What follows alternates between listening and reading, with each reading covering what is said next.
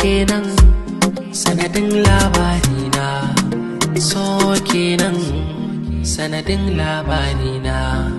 Kyawun kwalliya ko a kira ki sarauniya, zauna ki nazari wannan makasudin so ne.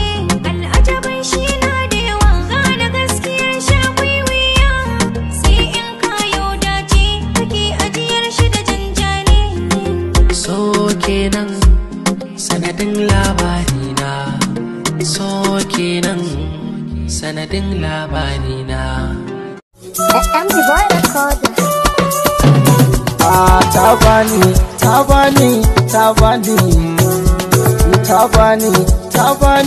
Ta bani na karba.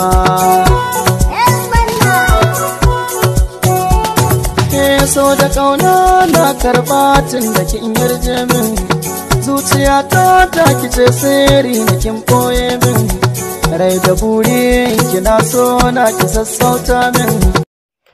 Auta MG boy, lalle Auta MG boy ya karasa kusa faffin wakoki. Idan kuka yi duba da jajircewar da wannan mawaki yake, lalle wannan mawaki ya cancanci an nuna shi da dan yatsa. Auta MG boy fitaccen shahararren mawaki na wanda yanzu haka yake taka rawarsa. Lalle Auta MG boy yana cikin mawakan da yanzu haka suke cin ganiyar su. Auta MG boy fitaccen shahararren mawaki ne. Idan kuka yi duba da wani irin kokarin da wannan mawaki yake, lalle wannan mawaki yana taka rawar gani wurin ganin cewa ya fitar da sababbin waƙoƙi a nan take. Lalle wannan mawaki yana cikin mawaka na gaba masu saurin fitar da waƙoƙi a nan take. Lalle Auta MG boy fitaccen shahararren mawaki ne wanda yanzu haka yake cikin cin ganiyarsa.